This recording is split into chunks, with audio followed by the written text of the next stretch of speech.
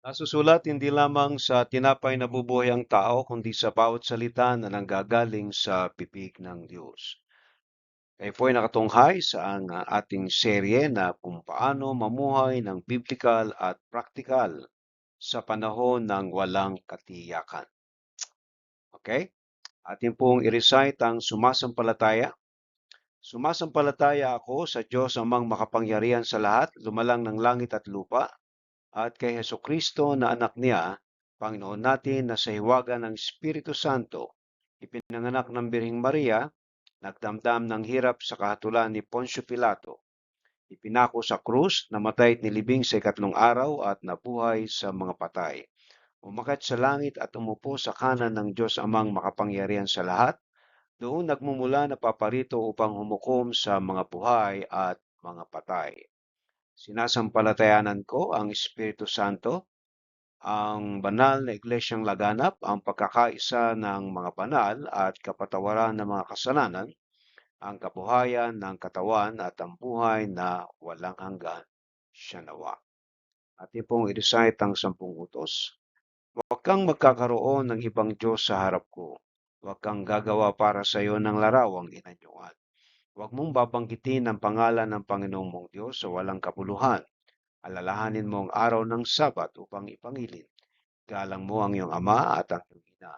Huwag kang papatay, huwag kang mangangalunya, huwag kang magnanakaw, huwag kang magbibintang sa iyong kapwa, at huwag mong iimbutin ang anumang bagay ng iyong kapwa. Pagpalain nawa ng Diyos ang kanyang mga salita. Ang ating pong paksa ngayong gabi sa ating pananambahan ay ang pag-asa sa panahon ng kadiliman. Alright? So, bago po tayo lumaot sa ating pong mensahe ngayong gabi ay dumulog po tayo sa panalangin at hilingin natin sa Panginoon na samahan tayo sa gabing ito ng ating pananambahan.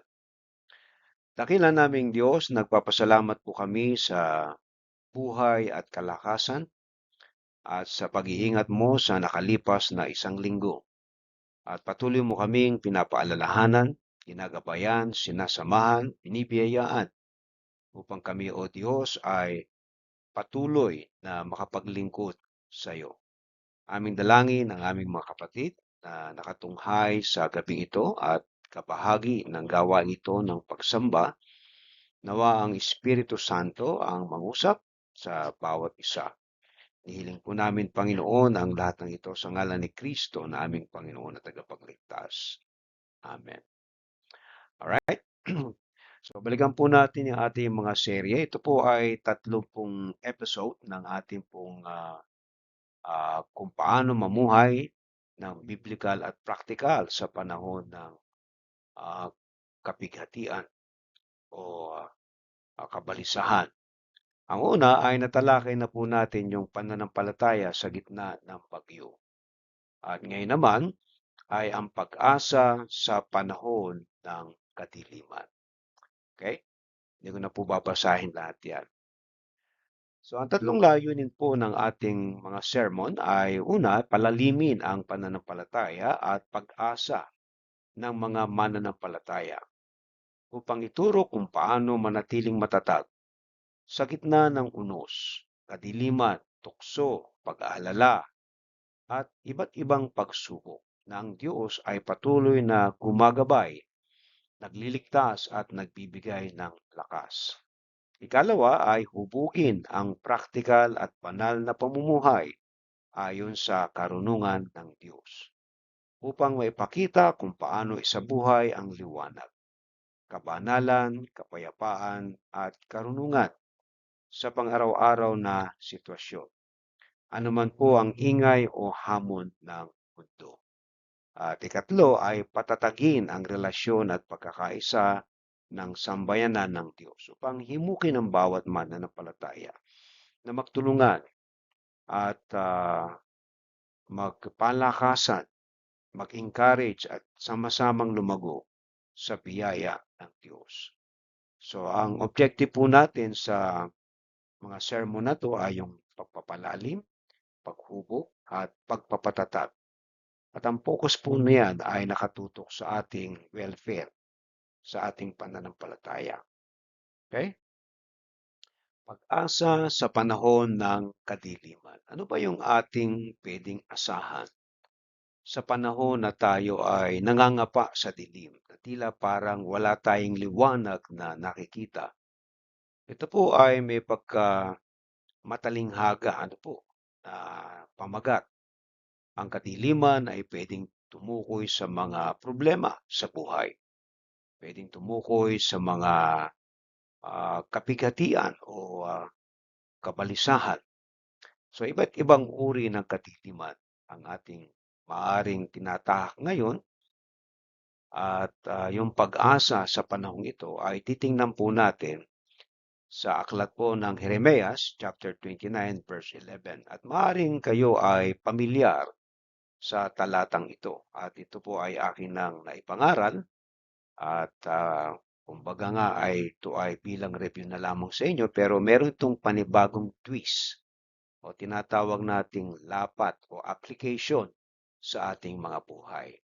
Okay? Sino ba si Jeremiah? Si Jeremiah po ay isa pong propeta at siya ay sinugo ng Diyos sa bayang Israel at siya po ay tinawag na the weeping prophet dahil nga po dun sa kalalagayan ng Israel na kanyang iniluluha sapagkat ang kanyang mga kababayan ay dadanas ng pagkupkup na gagawin ng mga Babylonians. At yan po ay naganap noong 586 BC na kung saan ay winasak ng mga Babylonian ang Israel, ang kanilang templo, ang mga pader nito, at marami pong mga mamamayan ang itinipor papunta ng Babylonia. At kasama na nga po na doon sina Daniel, Shadrach, Meshach at Abednego. At ito ay matagal pa bago nangyari. Pero ito yung pag-asa na nais ibigay ng Panginoon sa mga taga-Israel na sasakupin at itideport papunta ng Babylonia at doon ay mawawalan sila ng bansa, kundi sila ay mga magiging alipin ng kanilang mga kalabang bansa. Alright? Pero sa kabila noon ay meron tayong makikitang pag-asa at ito pa nga ang sinabi ni Jeremiah.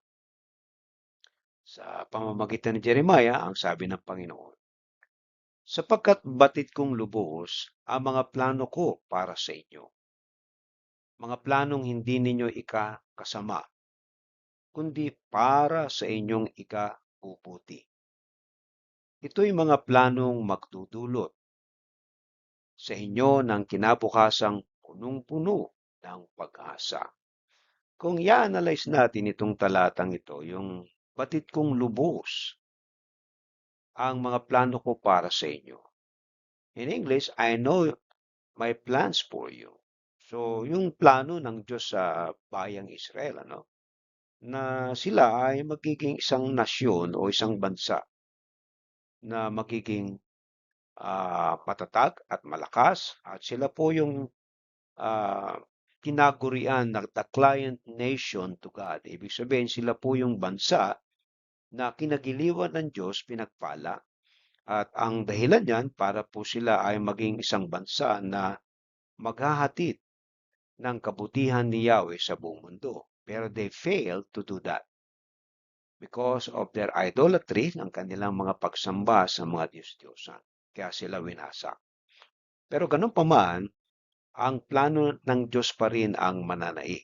Sapagkat ang plano ng Diyos ay darating nga ang Mesyas at walang iba kundi si Kristo. At kung titingnan natin ang kasaysayan ng bansang Israel, si Jesus ay sa kanila nag-ugat, ang tagapagligtas na siyang naging tagapagligtas ng sanlibutan. At tayo ay naging bahagi ng mga planong yan ng pagliligtas ng ating Panginoon. Okay? Ang sabi dito ay mga planong hindi ninyo ikakasama, kundi para sa inyong ikabubuti. Ayan. So, dalawa po yung plano ng Diyos dito. No? Yung isa negative na hindi nyo ikakasama. Yung isa positive, kundi para sa inyong ikabubuti. So, titingnan natin na kahit na masama ang nangyari sa kanila, ay ito'y niloob ng Diyos bilang disiplina at bilang pagpapakita din ng Diyos sa kanila kung paano maging mag-turn out ito para sa kanilang ikabubuti. Okay? Sabi niya dito, ito yung mga planong magdudulot sa inyo ng kinabukasang punong-puno ng pag-asa. Ayan. So, titingnan natin yung planong ito na ang resulta ay pag-asa. Sabi doon ay punong-puno ng pag-asa. At ano yung pag-asa sa kadiliman na kanilang inaasahan?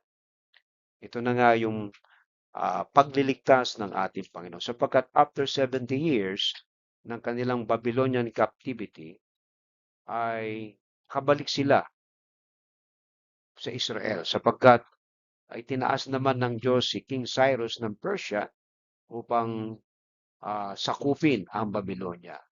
At kung magkagayon, si Cyrus ng Persia ay ginamit ng Diyos bilang tagapagligtas ng bayang Israel. Kaya prior to that, makikita natin itong talatang ito, hindi pa nagaganap ang pagsakop sa kanila. Pero dito ay sinabi ng Diyos yung kanyang plano para sa bayang Israel. Okay? So, i-analyze po natin yung talata. Number one, ano daw yung ipinahihiwatig ng talata tungkol sa karakter ng Diyos? Ang sagot po dyan ay dito ay pinapakita ng talata na ang Diyos ay maingat magplano at mabuti sa kanyang layunin para sa tao. Hindi siya nagbibigay ng plano na ikapapahamak, kundi yaong nagdudulot ng kabutihan at pag-asa. Ipinapahiwatig nitong mapagkalinga at mapagmahal siya. So, ibig sabihin, ang Diyos ay hindi maaring magplano ng masama sa ating mga buhay. Subalit ang tanong ay bakit may mga bagay na nangyayari sa ating buhay na tila ba para bang tinatanong natin na napaka-unfortunate. Pero sa kabila nito ay merong kabutihan na nakalaan. Alright? So, ganun ang nangyari sa bansang Israel. So, nasakop sila ng Babylonia, pero after 70 years, ay nakabalik uli sila ng Israel. So, maaring tinuturuan sila na talagang magsisi sa kanilang mga kasalanan. Dalawa, bakit mahalaga ang pahayag na mga planong hindi ninyo ikakasama, kundi para sa inyong ikabubuti? Ayan. Ito, tinatanong natin yung dahilan. Bakit mahalaga ito?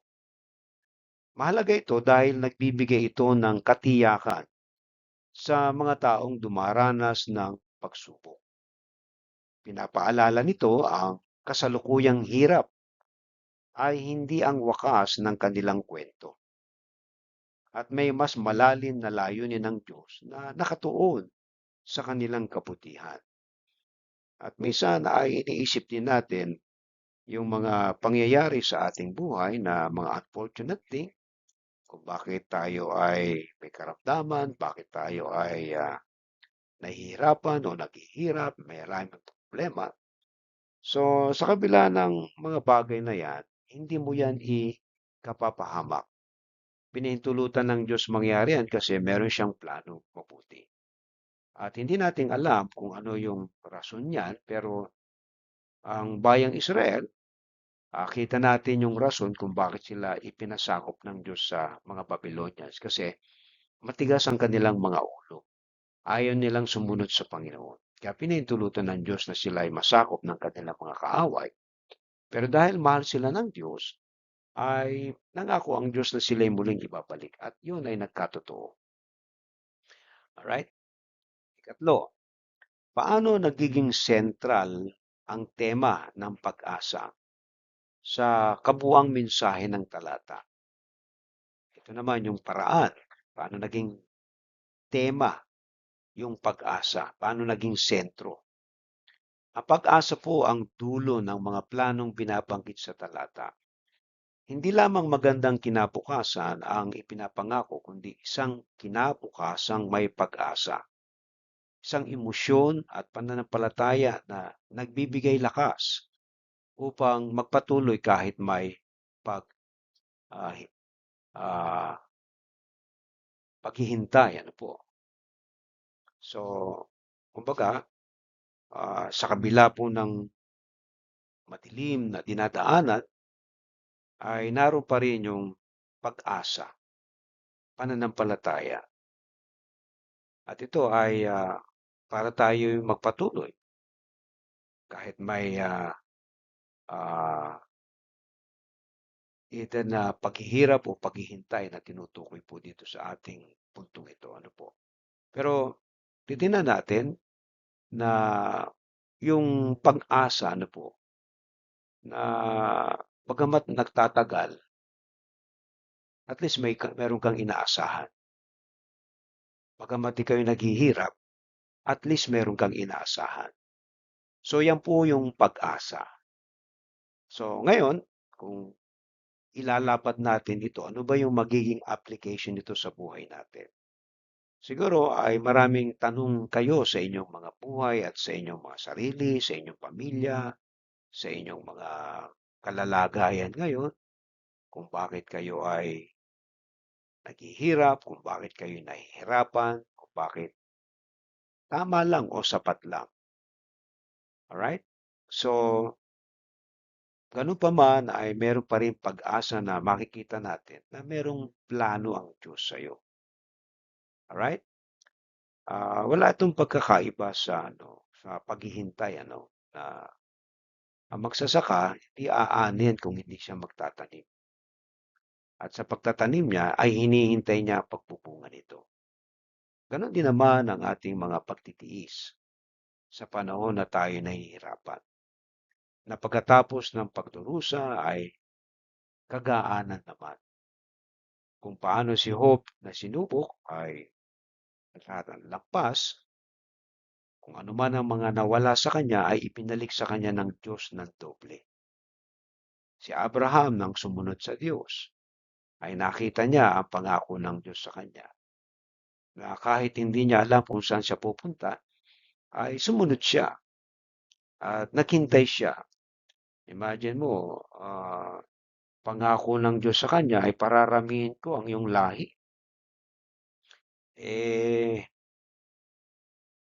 Magwa 100 years old na siya, wala pa siyang anak. Pero at the twilight, doon sa kahulihan ng kanyang buhay, doon siya binigyan ng anak. At sinubok siya ng Panginoon at nakapasa naman siya. Kaya makikita natin, minsan sa mga nangyayari sa ating buhay, kadiliman na ating dinadanas, ay magiging isang kwento. Kung paano ka pinabayan ng Diyos, kung paano ka iningatan, at kung paano nag-provide ang Diyos sa iyo. Kaya itong mensahe natin ngayong gabi ay magbigay nawa ng encouragement sa atin na kahit na kayo ay nagdaranas ng sandamakmak na kahirapan o sandamakmak na problema sa buhay, tatandaan lagi natin na mayroong pag-asa sa panahon ng kadiliman. Alright? Ngayon, pag-asa sa panahon ng kadiliman, ano po ang dapat nating gawin kapag tayo ay nasa kadiliman? Siguro inilalarawan ko ang pagka nag-brown out, di ba? Wala ka talagang magawa eh. Brown out eh, kasi madilim, wala kang makita. Pero pagkatapos nyo, darating ang liwanag at ikaw ay masaya na. So ang buhay ay ganun din. Merong brown out, merong liwanag. So dumarating yung brown out kasi merong bagay na nais na ihatid sa atin. Yung kadiliman, merong nais na ihatid sa atin. At kung dumating man yung mga kadiliman na yan sa buhay natin, ano ba ang dapat nating gawin? Nakikigess niyo po? Kapag dumating sa iyo yung maraming problema, maraming hamon, maraming pagsubok, ano ang dapat mo gawin? So ito po yung practical na mensahe na mapupulot natin doon sa talata. Ano po? at para gabayan tayo kung anong dapat nating gawin. Halimbawa, kayo ay lugmok sa dami ng utang. Ayan, anong dapat mong gawin? Halimbawa, ikaw ay may matinding karamdaman at tila pa parang wala ng pag-asa. Ayan, anong dapat mong gawin? Okay? Sa panahon na tila ba iniisip mo na ang iyong mga anak ay makapagtatapos kaya ng pag-aaral, sa ka ng mga panggastos, ano ang dapat mong gawin? Sa Pilipinas, ang ibang bayan ay nagse-celebrate ng Christmas at binibigyan ng mga Christmas gift ng kanilang mga mayor. Samantalang dito sa ibang bayan ay wala. Para bang kung titingnan natin ay tayo'y nasa kadiliman, ano? Kapag yung ating mayor ay walang malasakit sa kanyang mga constituent, ano? Okay? Ngayon, ito na po yung mga practical na application po natin kapag dumating po ang kadiliman. Number one, magtiwala sa direksyon ng Diyos kahit hindi malinaw ang nangyayari. Okay? So ito po ay 7 na practical na aral na makukuha natin. Yung magtiwala, ibig sabihin, ilagay mo sa Diyos ang lahat. Okay? Yung direksyon na tinatahak mo kahit hindi malinaw ang nangyayari. Ah, tila ba para bang ah, hindi ka mapaigi kasi uncomfortable yung kinalalagyan mo. Yung action o yung decision na magtiwala, okay? Kapag may mga sitwasyong hindi mo kontrolado, tulad ng pagkaluki, yan, may negosyo ka, tapos ikaw ay naluki, puhunan mo, di mo nabawi. O yung pagkaka-rejected, yung meron kang mga inialok at kumbaga ay tinatanggihan, mga plano mo, aayaw sa'yo, o biglang pagbabago ng plano. Ito yung plano nyo, tapos bigla na lamang nag-iba. So, medyo madilim yung landas. So, pagka meron daw mga sitwasyong ganito hindi natin kontrolado, alalahanin na may mas malawak na pananaw ang Diyos kaysa bagay na ito, no? Dun sa nangyari. Naintindihan niyo po? Ibig sabihin, kung hindi nagkaigi ito, wala tayong control dyan. Pero meron palang mas maganda yung plano ng Diyos. Doon sa iniisip mo, akala mo okay na perfect. Pero hindi pala. Yung pala may magandang plano ang Diyos. Kakaiba. Ewan ko kung naranasan nyo ang mga pangyayaring yan. Ano, yung, ah, aalis ka na nga sana at sasakay ng jeep. Medyo nabalam yung pagsakay mo, hindi ka nakaalis. Yung palang jeep na sinasasakyan mo sana ay na-aksidente. So, hindi ka nakasama. Naligtas ka. Naiintindihan niyo po?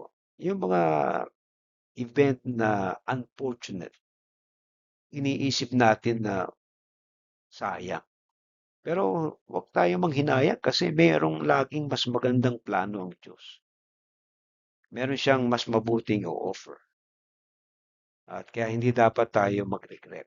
Isang bagay po yan na magtiwala tayo kasi ang Diyos ang may control ng lahat eh. Kung kalooban ng Diyos na ikaw ay makaalis ng bansa o kalooban ng Diyos na ikaw ay ma-promote, kalooban ng Diyos ikaw ay umunlad, ay mangyayari yan sa kanyang plano. Kasi yung plano natin, gusto natin talagang masenso, ma-promote, talagang magbago ang ating pamumuhay, pero hindi pa nangyayari. At ano kaya yung dahilan? Maaaring titingnan natin yung mga plano ng Diyos. Lagi itong merong yung tinatawag na twist eh. Okay? Amen po. Nagigess niyo po. Dapat magtiwala tayo sa direksyon ng Diyos. kung saan tayo naroon. Ikalawa, gumawa ng matalinong desisyon na may pag-asa, hindi takot. Yung gagawa tayo ng mga desisyon natin, right? Napakahalaga para sa ating buhay personal. Okay? Kung kailangan mo magdesisyon tungkol sa iyong karir, o sa iyong pag-aaral, o sa iyong relasyon, gamitin ang prinsipyo na ang plano ng Diyos ay para sa ikabubuti. Piliin yung ruta na hindi lang madali, kundi makabubuti sa pangmatagalan. Huwag niyong shortcutin ang isang bagay. Kasi yung pag-shortcut, ay talagang mapapahamak ka niyan. Yung alam mo na direksyon, dapat doon ka mag-stick kasi kung hindi mo alam yung isang ruta, maliligaw ka eh. Parang ganito lang yan eh. Nung umuwi ako ng Laguna, papunta ako ng Lucena, ay inisip ko na yung dinaanan namin noong nakaraan ng aking kapatid na shortcut. At itinaray ko pero nagpakasakali lang din ako. Doon sa aking pagtatry ng shortcut, kumbaga yung biyahe ng mula San Mateo, punta ka ng Marikina, and then papasok ka ng ah, dito sa ah, yung pangalan nitong highway nito na dinadaanan na yung ah, nalimutan ko. Ito yung malaking highway na nasakop ang Marikina, ang Rizal, ang Quezon, ayan. So, yung area yan. So, sa halip na ako ay napadali ng pag-uwi, diba? Yung 4 na oras ko ay naging 8 oras. Kaya talaga sabi ko, hindi ko na muli uulitin ito. Yung shortcutin mo, lalo kang napapahaba. Okay? Ang application natin, ano po, yung decision natin sa buhay tungkol sa ating karir, pag-aaral o relasyon, huwag nating shortcutin. Gamitin natin yung tamang proseso. Kung ikaw ay magkakarir, abay mag-aral ka mabuti. Yung karir na talagang magagamit mo sa buhay mo kung yan talaga ang nais mo. Sa pag-aaral, mahirap po yung pabago-bago ng kurso. No? Nagtatagal ka niyan. Hanggang mawalan ka ng gana. Sa mga relasyon, dapat din nating ayusin yung ating pagkipag-ugnayan. Okay? So, lagi natin pipiliin makabubuti. Alright? Kaysa doon sa pangmatagalan. Mabuti pero pangmatagalan. Hindi yung shortcut pero madali lang. Okay? Huwag nating shortcutin ang pagyaman. Yung iba, sinurkat yung pagyaman ay kompromiso yung kanilang karir, yung kanilang pagyaman ay nakaw pala. Ayun, bilanggo sila ngayon. Alright? That's number 2 natin. Number 3, huwag sumuko sa gitna ng paghihintay. Alright? Yung naghihintay ka na, kung may nakikita kang konting liwanag, hintayin mo. Talagang darating yan. Maraming pangarap ang natutupad pagkatapos ng mahabang proseso. Ang talata pong ito ay paalala na ang delay ay hindi abandonment. Yung nadidelay, baka naantala lang. Alright? At minsan paghahanda lang ito kung nadidelay. Meron isang kwento ng isang lalaki na nanood sa sinihan, ay nawala yung kanyang pendant na laglag. So tumawag siya ngayon doon sa sinihan na kung saan ay doon siya nanood at nagtanong doon sa mga cleaner kung meron silang nakikitang pendant. Siyempre, kausap niya sa telepono yung may-ari.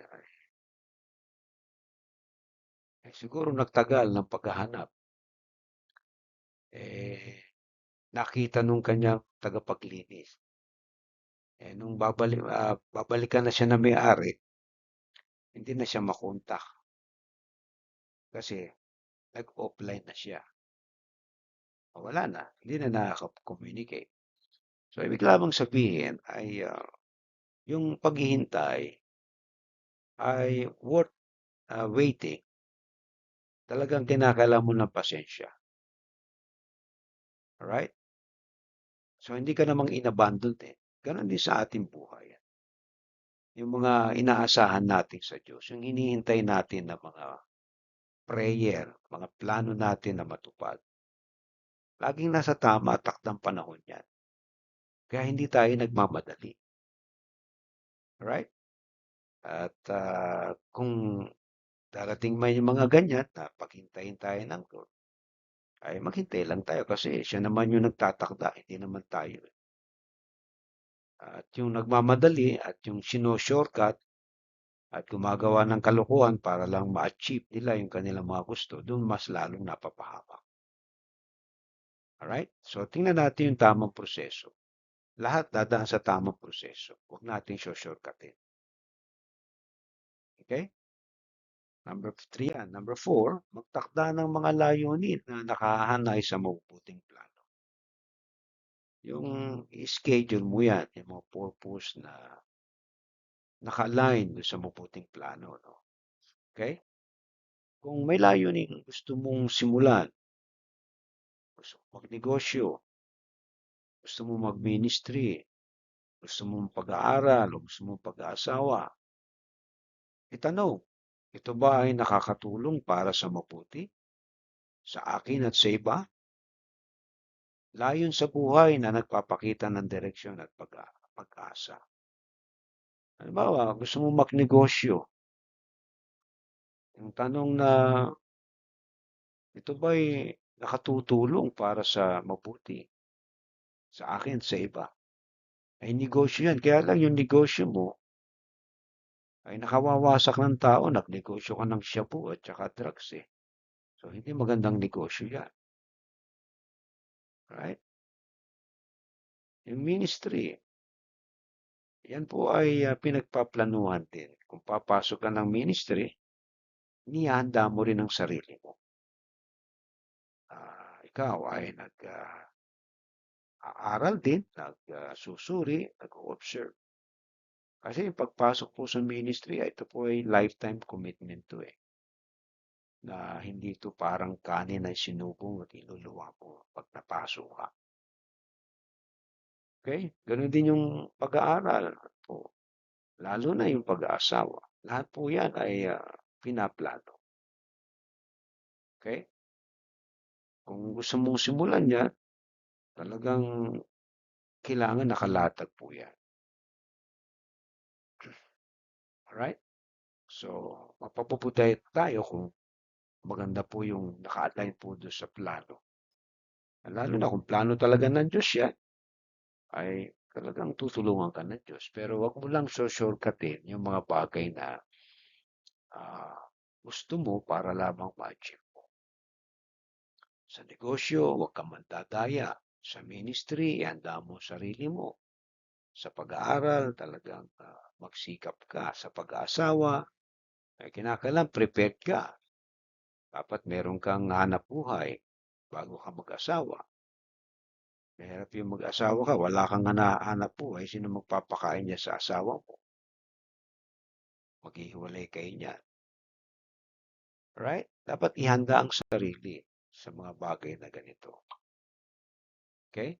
That's number 4. Number 5, paalalahanan ang sarili at ang iba kapag pinanghihinaan ng loob.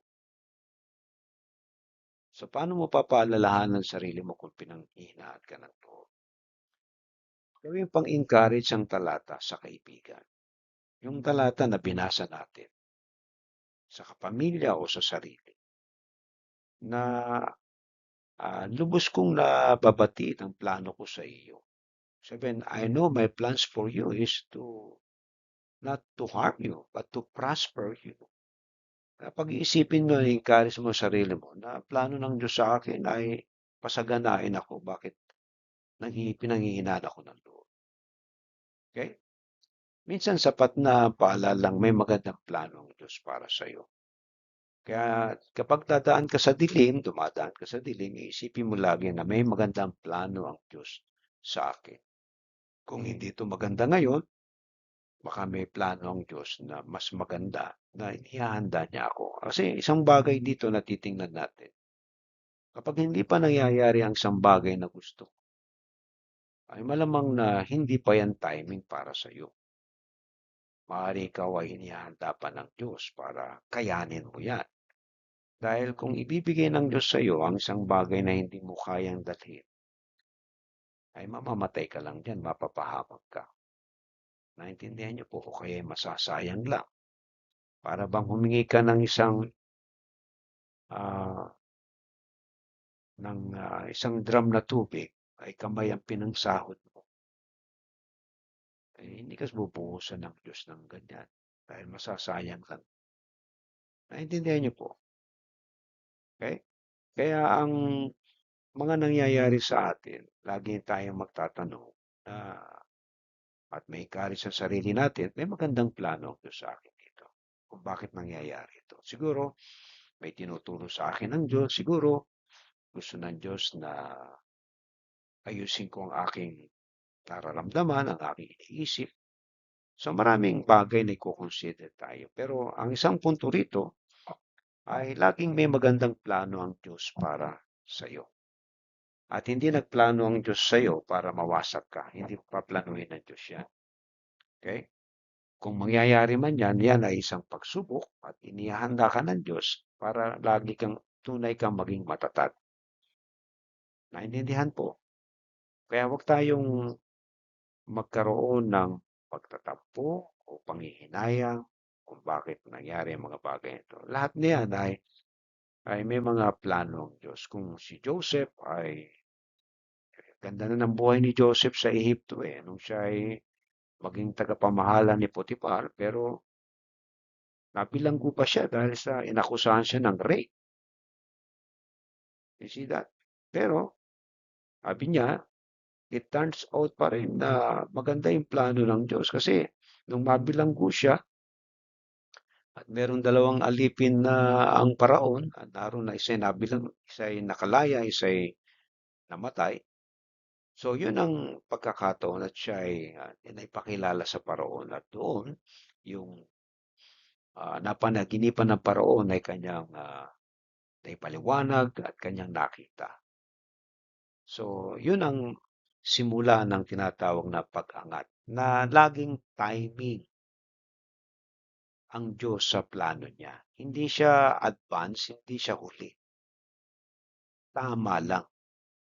Kaya yung plano niya sa buhay mo, ano man ang iniisip mo ngayon na mangyayari sa iyo, yung unang punto natin ay magtiwala tayo sa direksyon ng Diyos. Kung paano si Joseph, si Abraham nagtiwala sa direksyon ng Diyos, ay pinagpalat talaga sila ng Diyos. Si Abraham ay talagang nagtapat siya sa Panginoon. Si Joseph naman ay nanindigan sa kanyang integridad. Ano? Hindi niya duninisan ang kanyang sarili. Kaya siya ay na-promote. Pinagpala siya ng Lord. Right? So, palalahanan mo ang sarili mo. May magandang plano ang Diyos para sa iyo. Kung ngayon ay dumadaan ka sa dilim, sa mga problema ng buhay, at hayaan mo lang, maghintay ka lang. At tatandaan mo yung puntos natin na magtiwala sa kanyang direksyon. Okay? Anim, maging bukas sa pagbabago. Kung minsan ang magandang plano ng Diyos ay hindi tugma sa inaasahan natin. Ang pagiging bukas sa bagong oportunidad o direksyon ay bahagi ng pagtitiwala. So dito maraming takot sa pagbabago. Minsan ay akala mo comforted ka na doon ka na, pero bigla kang inalis. So napaka yan, uneasy Pero dapat handa tayo sa mga pagbabago na magaganap. Akala nga ni Joseph, okay na siya dun sa pagiging alipin niya, no? At siya'y katiwalaan ni Potiphar, eh. Pero nabilanggo pa siya. So, ipinagkatiwala niya sa Diyos yung lahat. And it turns out pala na mas mabuti pala yung plano ng Diyos. Lagi nating iisipin na kapag merong hindi magandang nangyari, may laging mas magandang plano ang Diyos sa iyo. Much better.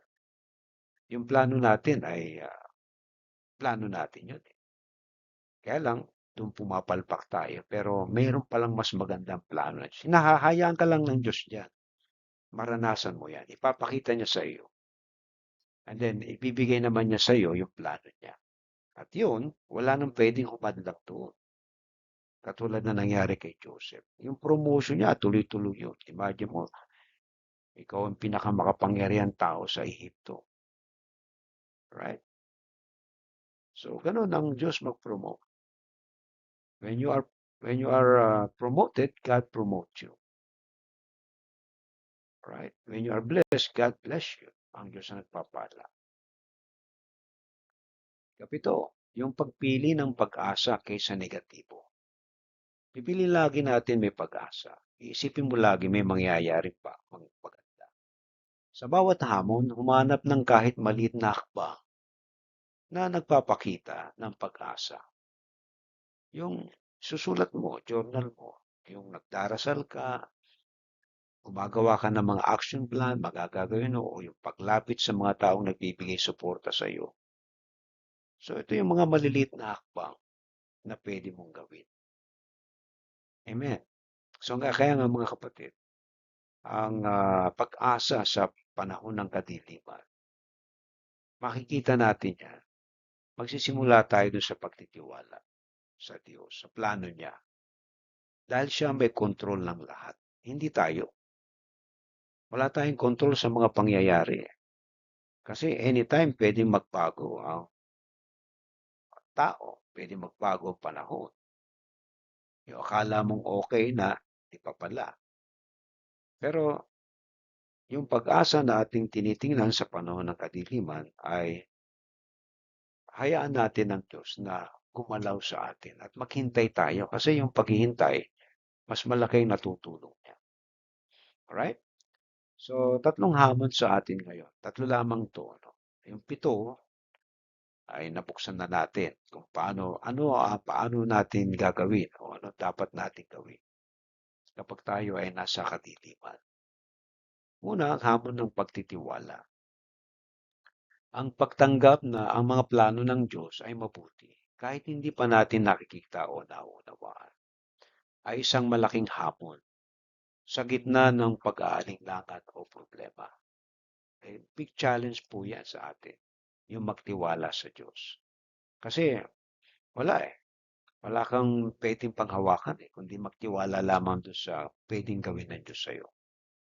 Ikalawa, yung hamon ng pagtitiyaga sa kabila ng hindi mabilis na pagbabago. Na iisipin natin, okay, na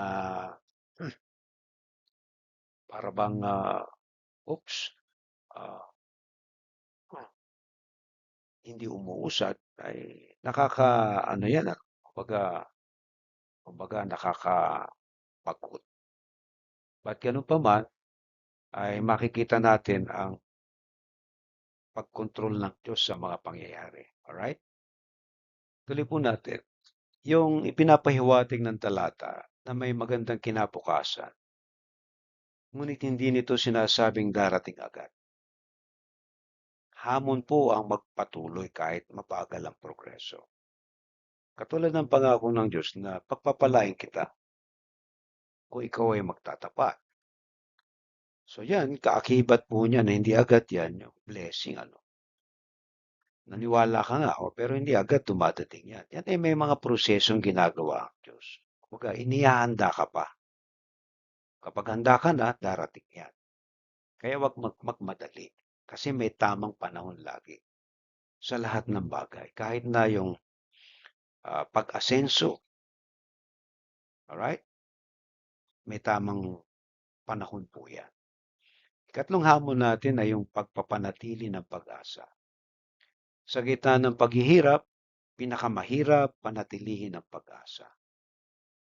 Ang talata po ay nagpapahiwatig na kailangan itong alagaan habang hinihintay ang katuparan ng mabubuting plano. So, kung magtagal man yan, ay dito nasusubok ang ating pasensya. Ang mga Israelita nga, naghintay sila ng 70 taon bago sila makabalik sa Israel. At dahil nga sila ay nadisiplina, nawasak ang kanilang bansa noong 586 BC. And after that, after 70 years, ang daming nakaraan. So, ibinalik sila at proseso rin ang nangyari. So, kaya hindi tayo dapat mabagot dahil ang paghihintay ay worth waiting dahil may pangako ang Diyos na mabuti para sa atin. Ngayon, yung application to sa buhay natin, sa buhay mo, kung ikaw ay mananatiling naghihintay, may pangako ang Diyos sa iyo. Pero dapat nga, doon sa paghihintay mo, ay talagang gumagawa ka ng mga tamang desisyon. Huwag mong shortcutin, huwag kang gagawa ng mali. Doon ka sa tamang proseso pa rin, sapagkat yun ay mabuti pang matagalan yan. Right? Lahat ng gumawa ng shortcut napahamak. Pero yung dumaan sa tamang proseso, nagtagal, nagtagumpay, at nag-enjoy sila doon sa pag-asa na kanilang hinihintay. Kaya kung tayo po, mga kaibigan at mga kapatid, ay naghihintay ng pagpapala ng Diyos, darating po yan sa takdang panahon, sa tamang panahon. Kung paano inihanda ng Diyos si Joseph, ganun din tayo inihanda ng Diyos. Laging nasa kanyang timing. Kaya wag po tayong mawalan ng pag-asa sa panahon ng kadiliman, sa panahon ng kabagabagan, sa panahon ng kawalan. Darating ang Diyos sa tamang panahon. Hindi po siya late at hindi rin siya advance. God is always on time kapag siya'y dumating sa panahon ng iyong pangangailangan. Sana ay meron po tayong natutunan ngayong gabi at napagpala po tayo. Kung kayo po yung napagpala, ay pwede po kayo magbigay ng inyong mga tithes and offering dito po sa Kerong po kay Sister Merlinda, ating pong treasurer. Alright? So ating pong ipanalangin ang ating pong mga kaloob, ganun po rin ang kayo po na nakatunghay ngayong gabi. Dakilang naming Diyos, nagpapasalamat po kami sa gabing ito na itinuro mo sa amin ang dapat gawin sa panahon ng kadiliman. Merong pag-asa at ang pag-asang ito ay nasa iyo lamang, Panginoon. Alam namin, O Diyos, na Ikaw ang gumagawa lahat ng paraan para sa aming kabubuti. Tulungan mo kami na maghintay, magtiyaga, at umasa sa lahat ng pwede mong gawin, Panginoon. Kaya nagpapasalamat kami sapagkat ang mga pangako mong ito na binitawan mo sa bayang Israel ay totoo. Nagkatotoo at nangyari. Ganon din naman ang mga pangako mo sa amin na hindi mo kami iiwan ni pababayaan. Ito ay magaganap din sa amin sa takdang panahon na kami ay iyong pagpapalain, Panginoon. Salamat po, O Diyos, na pong aming dalangin sa ngalan ni Kristo Jesus. Amen. Alright? Sa pangwakas nating panalangin at bendisyon, awitin po natin ating doxology. Praise God from whom all blessings flow. Praise Him, all creatures here below. Praise Him above, ye heavenly hosts. Praise Father, Son, and Holy Ghost.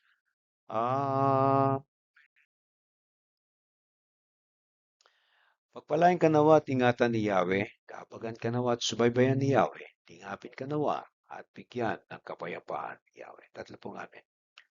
Amen. Amen. Amen. Amen. Magandang gabi sa inyo lahat. Umayo kayong mapayapa at kayo po ay makatulog na mahimbing at ihanda ng Diyos sa kinabukasan. God bless you po and see you again on next Sunday.